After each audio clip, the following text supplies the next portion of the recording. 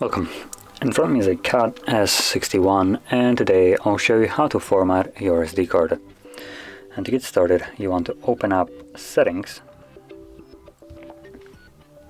From here, scroll down to Storage, tap on your SD card. From here, you want to tap on the three dots and go to the Storage, Settings, and choose Format. It will give you a message that performing this will remove all the data from the card, so if there is anything that you would like to keep, back it up beforehand, otherwise you lose it permanently. But assuming you have already done it or you don't want to, click on the Format SD card, process will begin, and it only takes a couple seconds, at which point, once it's finished, the card is immediately ready to be used once more, as it is right now. Click on Done and you're finished.